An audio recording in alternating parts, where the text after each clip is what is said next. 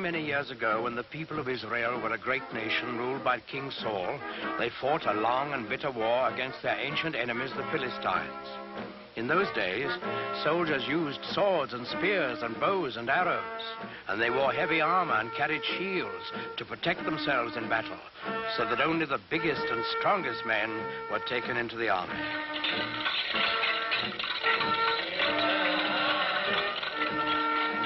Well, in this war, the Israelites and the Philistines were pretty evenly matched.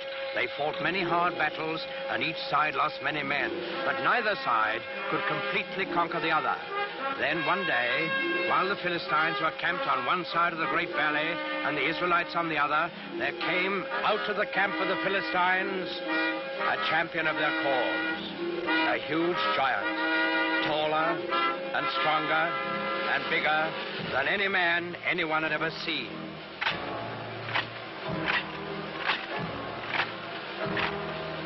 He wore very heavy armor, and his face was fierce and cruel, so fierce and cruel that it would strike fear into the hearts of the bravest. This was Goliath, the giant of Gath. He strode to the center of the valley, faced the armies of Israel, and in a voice like thunder, he hurled this defiance at them. I am Goliath, the giant of Gath, and the Philistines have chosen me as their champion. You, soldiers of Israel, choose a man for you, and let him come down here and fight with me.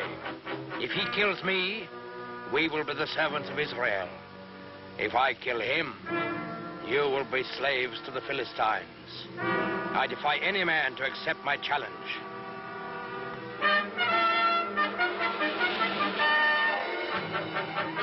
When the men of Israel saw Goliath and heard his defiant challenge, they were afraid, for they had no one to match his size and strength.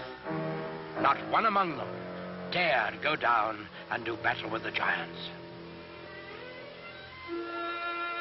Not, that is, until the shepherd boy David heard Goliath's challenge. Now, David was just a boy. He knew nothing about swords and spears and fighting wars. But he was a thoughtful boy, too, and a good boy, because he believed in God and trusted in him. So, when he heard Goliath defying King Saul's army, he turned to his brothers and said, "In defying the army of Israel, Goliath defies God. Is there no one here to go out and do battle against the enemy of the Lord?" David's brothers were first surprised and then angry at him. "Go back to your flocks and leave wars to fighting men." But David wouldn't be put off. "I will do it," he said. "Send word to King Saul. Tell him that I will go down into the valley and do battle with Goliath the giant." When the king saw how determined David was, he gave him his blessing and offered him his own royal armor and sword. But David wouldn't take them. He wasn't a soldier. Instead, he went to a nearby stream and selected 5 smooth stones. He put these in his shepherd's bag. He took his stick in his left hand, and in his right hand he held a slingshot. That's all. With both armies looking on, excited and expectant, David went down into the valley to meet Goliath. They met in the middle of the valley. David looking up at the giant, confident and unafraid, and Goliath looking down on the unarmed boy with eyes full of hatred. Suddenly, the giant Philistine roared in a terrible fury.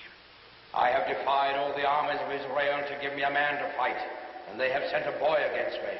What? Am I a dog that you come against me with a stick?" David answered him calmly. "I come against you in the name of the Lord of hosts, the God of the armies of Israel, whom you have defied. Your sword and your spear and your shield will not save you, Goliath, for this day you shall learn that the Lord fights on the side of right." Goliath let out an angry snarl. So be it. Defend yourself, boy.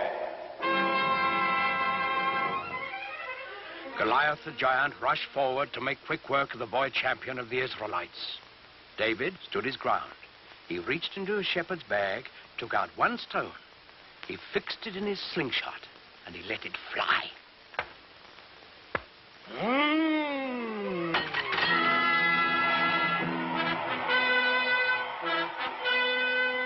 The giant was dead, and the simple shepherd boy, who trusted in God, had done what all of King Saul's army hadn't been able to do.